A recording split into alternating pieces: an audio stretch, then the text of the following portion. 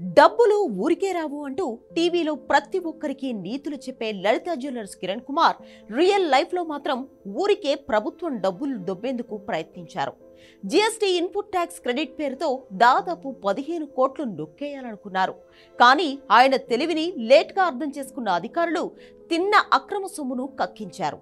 బంగారం కొనే ముందు రేటును తమతో పాటు పక్క షాపులోనూ వెరిఫై చేసుకోండి అంటూ కస్టమర్లకు సూచనలిచ్చే ఆయన జీఎస్టీ రిటర్న్స్ లో మాత్రం తప్పుడు లెక్కలిచ్చారు.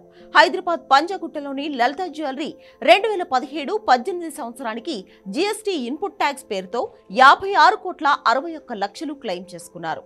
కానీ ఆయన సమర్పించిన రిటర్న్స్ లెక్కల ప్రకారం ఆయనకు 41,22,00,000 రావాల్సి ఉంది.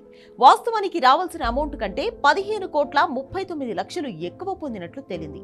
ఈ తప్పుడు లెక్కలను వెరిఫై చేసిన స్టేట్ కమర్షియల్ ట్యాక్స్ డిపార్ట్మెంట్లోని జీఎస్టీ విభాగం అధికారులు కిరణ్ కుమార్ కు నోటీసులు జారీ చేశారు. ఇదే విషయాన్ని కంట్రోలర్ అండ్ ఆడిటర్ జనరల్ కూడా పసిగట్టింది. జీఎస్టీ విభాగం అధికారులను వివరణ కోరింది.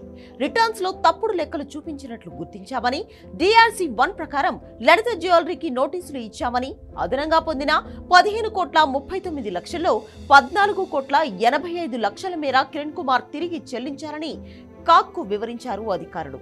కానీ మిగిలిన 53,52,000కు సంబంధించి వివరణ ఇవ్వాలంటూ అధికారులను కాగ్ ఆదేశించింది.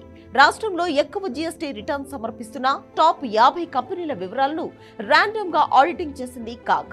ఈ ఆడిటింగ్ లోనే లలిత జ్యువెలరీ పంజాగుట్ట బ్రాంచ్ వ్యవహారం వెలుగులోకి వచ్చింది.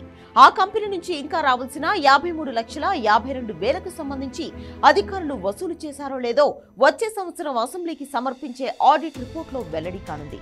డబ్బులు ఊరికే రావు అంటూ ప్రజలకు జాగ్రత్తలు చెప్పే కిరణ్ కుమార్ తాను మాత్రం ప్రభుత్వం నుంచి తప్పుడు లెక్కలు సమర్పించి ఏకంగా 15 కోట్లు కొట్టేయాలనుకోవడం ఇప్పుడు హాట్ టాపిక్ గా మారింది.